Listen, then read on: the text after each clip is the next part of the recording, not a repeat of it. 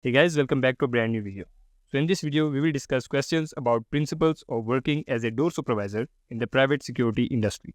In this video, we will cover 50 questions in total. Each question will have 4 options and one of them will be correct. For each question, you'll have 3 seconds to guess the correct answer and then I will reveal the answer. Make sure to watch the complete video till the end because I will discuss some questions that are taken from real life exams and also some of the most important questions that are commonly asked. So with that being said, let's start with our first question. When refusing entry to premises, a doctor supervisor is acting on whose behalf? So the correct option is the first one. He is acting on the behalf of the license holder. Next question is, what are the opening hours for licensed premises? So the correct option is the last one, decided and published on the day by the license. So basically, if you want to enter licensed premises, you will have to first confirm what are their opening hours and they can be found written somewhere around those licensed premises. Next question is, which of the following is the purpose of a test purchase by authorities? So the correct option is the third one. The purpose of a test purchase is to discover if the sale of alcohol is to under 18s taking place. So basically they have to make sure that alcohol is not being sold to under 18-year-olds and for that purpose they use test purchase. Next question is, what is the role of designated premises supervisor? So the correct option is the second one. A designated premises supervisor, his role is to be responsible for the day-to-day management of the premises. Next question is, which of the following is an objective of licensing legislation? So the correct option is the second one. A big objective of licensing legislation is the protection of children from harm. Next question is, which of the following describes the rights or powers of police in relation to licensed premises? So the correct option is the last one. Police has the right to enter these premises if they need to. Next question is, what would a door supervisor look for on pre-opening search? So the correct option is the second one. He will look for that is inside that premises. Now before we move on, if you want to learn more about CR test, make sure to check out our app in the description down below. In the app, we have a lot more questions and we go a lot more in detail so you can learn a lot better and a lot faster using our app. Make sure to check it out. Links in the description. Next question is, which of the following items of information must be included in a report relating to a search? So the correct option is the last one. A description of any item that has been confiscated should definitely be included in any report that is related to a search. Next question is, which of the following is a class A drug? So the correct option is the first one. Ecstasy is a class A drug. Next question is, what should a door supervisor do if they find that an individual possesses an illegal item during a search? The correct option is the last one. If a door supervisor finds someone having something illegal, then they will seize the item, arrest the individual, inform the police, and hand them both the individual and the item. Next question is, what should a door supervisor do if an individual refuses to be searched? So the correct option is the first one. He should politely explain the reasons for the search. Physical intervention should always be used as a last resort, and you should always try to get out of the situation using your communication. Next question is, which of the following is a typical sign of drug misuse? So the correct option is the second one. Someone with dilated pupils is basically a typical sign of drug misuse. Next question is, which of the following signs must indicate drug dealing is taking place on the premises?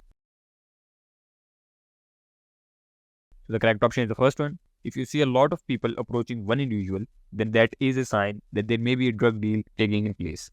Next question is, why is it important to record details of an incident?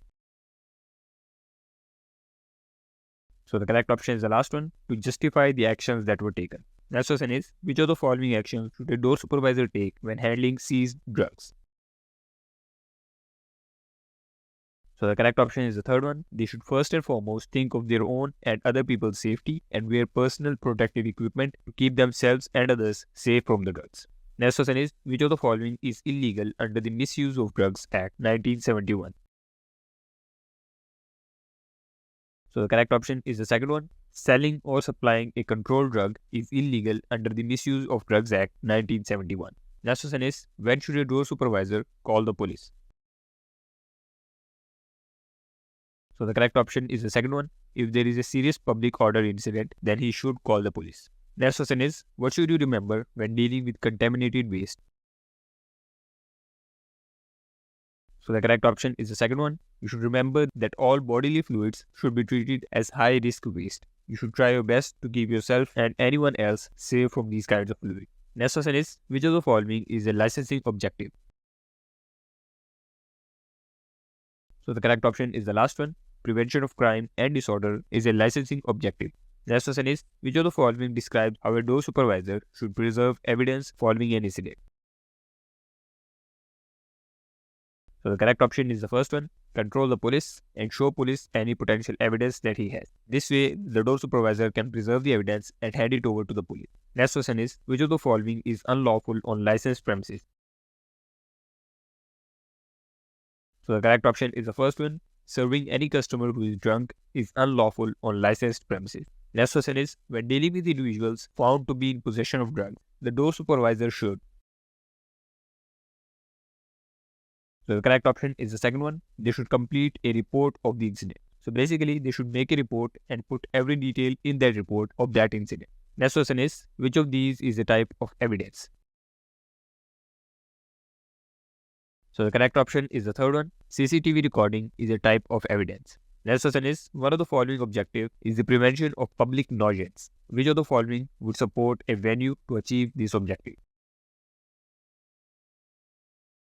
So the correct option is the third one. A venue can achieve this objective by asking their customers to leave quietly. Next question is, what actions should a door supervisor take if a young person cannot prove their age? So the correct option is the third one. The door supervisor should in this case refuse them entry. So basically he should not let them enter. Next question is, which of the following statements about prostitutes soliciting on licensed premises is correct? So the correct option is the last one. It is against licensing legislation. Next question is, which of the following is an unacceptable proof of age? So the correct option is the second one. A photo card inviting license is an unacceptable proof of age. Next question is, what action should a door supervisor take if the queue outside the venue is growing long, causing a delay in customers being able to enter?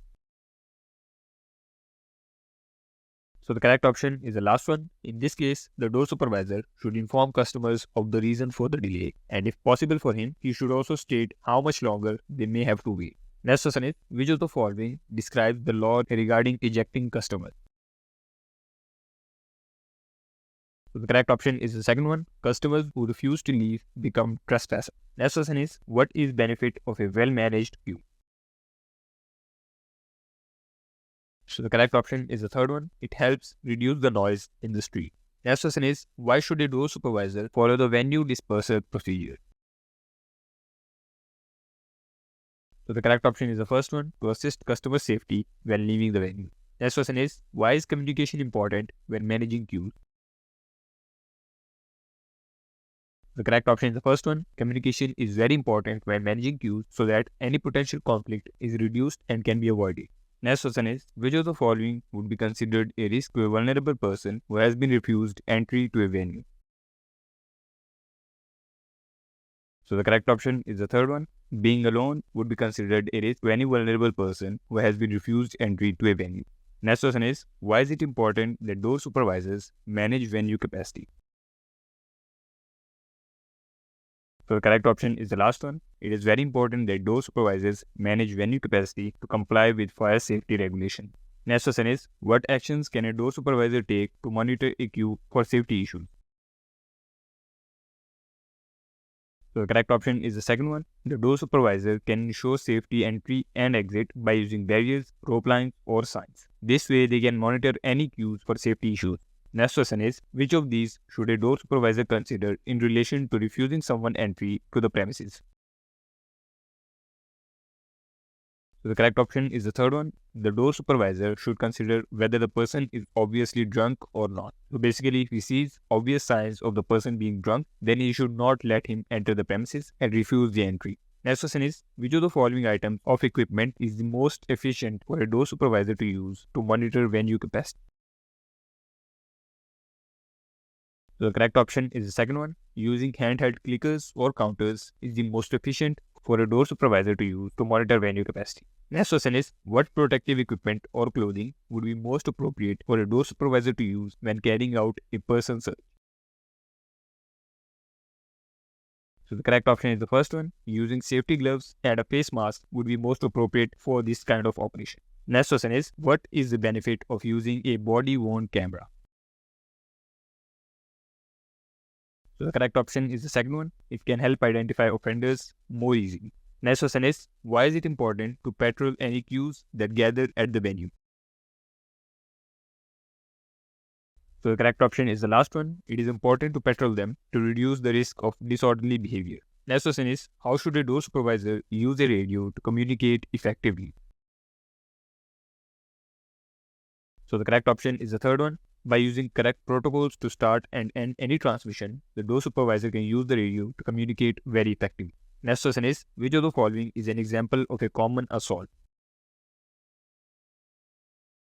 So the correct option is the last one. Being slapped in the face causing no serious injury is an example of a common assault. Next question is, what is the definition of an offensive weapon? So the correct option is the first one. Any article made or adapted to cause injury to the person is considered an offensive weapon. Next question is, which of the following are possible hazards for a door supervisor when conducting a search? So the correct option is the third one. The possible hazards for the door supervisor include weapons, drugs, and needles. Next question is, which of the following describes three types of search techniques available to a door supervisor?